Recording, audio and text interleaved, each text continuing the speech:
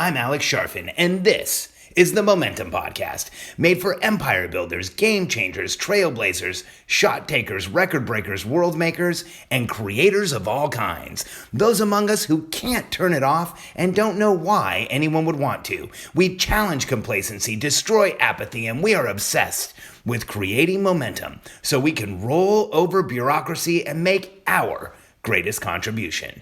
Sure, we pay attention to their rules, but only so that we can bend them, break them, and then rewrite them around our own will. We don't accept our destiny, we define it. We don't understand defeat because you only lose if you stop, and we don't know how. While the rest of the world strives for average and clings desperately to the status quo, we are the minority, the few, who are willing to hallucinate there could be a better future, and instead of just daydreaming of what could be, we endure the vulnerability and exposure it takes to make it real. We are the Evolutionary Hunters, clearly the most important people in the world, because entrepreneurs are the only source of consistent, positive human evolution, and we always will be. Welcome to the Momentum Podcast for the entrepreneurial personality type. This is episode 63, and I'm excited to be here with you. This is an episode entitled Movement Creates Momentum. And I want to define what I mean by that. You know, when we as evolutionary hunters don't move, we start to experience physical constraint, physiological constraint. We start to feel that slowdown of not moving. We start to feel that lack of movement as constraint. And you know, when we don't move, it can actually cause us body aches and pains and reactivity and frustration and irritability and all kinds of other stuff. Now, here's the challenge for you and for me and for most of us these days. We don't move enough. Evolutionary hunters for millennia got up in the morning, decided what they were going to hunt, gathered their little tribe of hunters together and went out and killed something, made something happen, like felt the energy, the emotion, the physical connection to the hunt. And we don't do that anymore. We're in this time period now where most of our hunts happen like right here, online, on the phone, in an email, in a messenger, on text, and we're not moving as much as we used to. In fact, you could make the argument that we move less today than we have at any time in human history because we don't have to do as much. It's easy to get things done for you. You know, food has become easier. Going and getting things has become easier. Heck, you can stay at your home and order food. All the products you need to sustain your house. You don't even have to go out of the house anymore. With companies like Amazon, you can get literally anything you need to your home. And so what has this done? It has cut down on the natural physiological movement that we engage in as entrepreneurs. And here's the challenge. When we start feeling constraint, what do? We press harder. When we start feeling constraint, what do? We double down. We put our shoulder down. We push against it. And when you're feeling constrained and you're stuck at a desk working, you're in some type of a conflict, or you're in a meeting or interaction, that is when physiological constraint will turn into mental constraint, slow us down, take away our momentum, and stop us from moving forward. So let me go through those three scenarios and show you how you can start to infuse movement into your everyday. So let's start when working. So first, sitting is the new smoking. If you look at the research behind sitting in a normal chair, if you're sitting in a normal chair, I've got news for you. It's killing you, literally killing you. When you sit down in a normal chair and you bend your body in half at the waist, there is this entire series of biomechanical issues you create and chemical issues you create. You shorten the psoas, you sit down, you cut off the circulation to the body, you cut off the lymphatic system, you end up having unnatural pressure in the low back, through the shoulders, through the spine. You shorten the hamstrings, you lengthen the quadriceps. There's so much more that goes on when we sit down and when we're working. And so how do you counteract this? How do you use this tactic? Movement creates momentum when you're working. So I have some suggestions for you.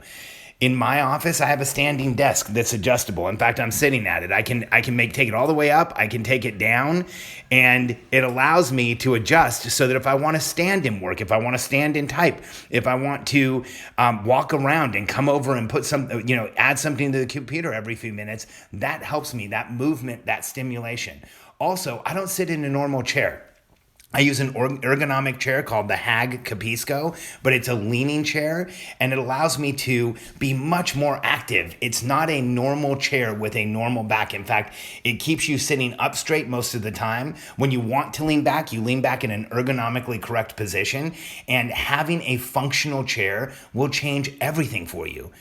And here's how I look at movement. Movement and stimulation are very close. So one of the things that I do is under my desk, I have mats made out of natural rocks. I went to the hardware store and bought tiles that normally go in the bottom of a shower, and I have 6 of them laid under my desk. So when I put my feet down, they're on a multi-plane natural surface, and when I move my feet around, I'm doing it right now. It feels fantastic. It feels like I'm massaging them. It feels incredible, and it makes me feel that stimulation, that momentum of movement.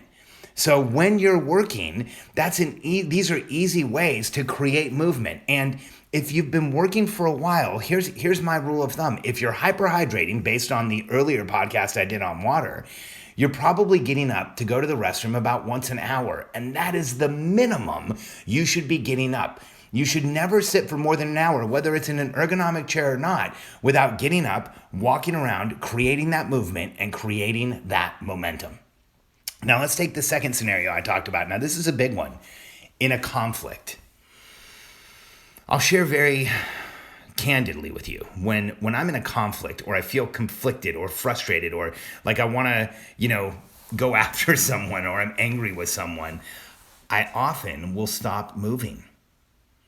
It's this like juxtaposed scenario where I'm in a conflict, and what I need more than anything is to move around, to let it go, to work it out, to work it through. But because I'm in a conflict, I'll stop moving. I'll isolate. I'll pull back. I'll get inside my head, and I'll stop moving. This is exactly what you should not do. And I'm admitting this openly to you because I want you to know, if there's anyone who needs all of the coaching I give on this podcast or anywhere else, it's me. I'm the one who needs help with movement. I'm the one who needs help with avoiding conflict. I'm the one who follows all of the advice I give you, because in so many ways, I feel like I'm hypersensitive, and that's why I've been able to figure a lot of this stuff out. So when Katie and I have an argument or a conflict, I will often find myself like sitting in the comfortable chair in my office, but not doing anything. And what I've realized now is if I feel conflict, if I feel a challenge, if I feel frustrated or angry with something, when I get up and I walk around, if I go outside and I take as little as a 10-minute walk, my entire perspective changes. Sometimes the conflict itself just melts away as I'm walking. Sometimes it takes care of itself. Sometimes I have a totally different perspective or opinion on how to handle it. And I can tell you that in 100% of cases, if I'm feeling frustrated or conflicted and I get up and walk around, it dramatically improves the situation. Now, here's the last one. What if you're in a meeting or an interaction, an important business meeting? I've shared often that for most of my career, what I did was I was in a meeting with someone else, and it was usually the most important meeting of their career. So I watched a lot of people, entrepreneurs and business owners and executives go through incredibly stressful meetings. And sometimes meetings will last for 1 or 2 hours, and the challenge is, sometimes longer than that, the challenge is you don't get a lot of movement in a meeting. In fact, if you do get up and move around, you look like the weird guy sometimes. So here are some suggestions in meetings. So one, I just look like the weird guy. I will tell everyone, hey, I have trouble sitting. I'm just going to get up and stretch my legs. Does anybody else want to do it with me? And you'd be shocked. If you've got 5 people in a meeting, at least 2 or 3 will get up and move around with you. That's one of my tactics. The second one is, if I'm in a meeting or an interaction, I will often excuse myself to go to the restroom. And when I do, I'll go to the bathroom, use the facilities, but then I'll go find a quiet place. And for 30 seconds, I'll squat against a wall. I'll do some wall squats, or I'll jump up and down, or I'll walk back and forth in the hallway, breathing deeply to get that movement, that reconnection, mind and body, so that my physiology knows that I am creating momentum and moving forward. And, I used to think that it was weird to do this. I used to think it was odd in a meeting to say this. But more and more, maybe it's because of the reputation I have or how many meetings I've been in. When I ask anyone if they want to get up, they come with me or they will move around too. I think that what often happens for people like us is we become so hyper-focused on the outcome, the destination, the kill, the hunt, however you want to refer to it, that we can neglect ourselves in that scenario, in that situation. We're so focused on what we want to accomplish, what we want to achieve, what we want to get out of what we're doing right now, that we forget if we just get up and take a few steps around, things will change for us. So here's what I want you to think about over the next couple of weeks. Movement creates momentum. Where are you stuck? Where are you not creating momentum? Where do you feel like you could use more? One of the tactics I use is when I get up in the morning, if I feel like I'm stuck or I'm working through an issue or a challenge or something that isn't going my way, when I do my morning primal walk, that 20 to 25 minute walk every morning, no electronics, functional shoes on a multi-plane surface, I use that movement to give me solutions, to create momentum. I'll ask myself the question right before I leave, like wherever I'm stuck, and I will work on it while I'm walking. And here's what I know for certain. If I do that, I will never come home with the same perspective. The movement, the chemical interaction in the body, the circulatory flush that it causes, the system stimulation that it causes, changes my perspective, engages my mind, and gives me clarity faster than just about anything else I can do. So for you, start thinking about this as you're working. How often are you sitting for an hour, 2 hours, 3 hours straight? How often are you driving without pulling over and stretching your legs and moving around and bending down, doing some air squats or some wall squats, getting the blood moving in your body? Because when you do these things, you create awareness, you create presence, you reconnect mind and body, and you will create momentum. You are an evolutionary hunter. Clearly the most important people in the world. And when we move, we connect mind and body, we create momentum, and we take on that magical effect we have in the world where we can create outcomes in the future, come back to the present and make them real. What we do is different than what the rest of the world does. There is a higher level of stress, there's a higher level of challenge, there's a higher level of complexity in creating the future. So allow yourself movement, allow yourself to engage mind and body, allow yourself to get up, walk around, and change your reality.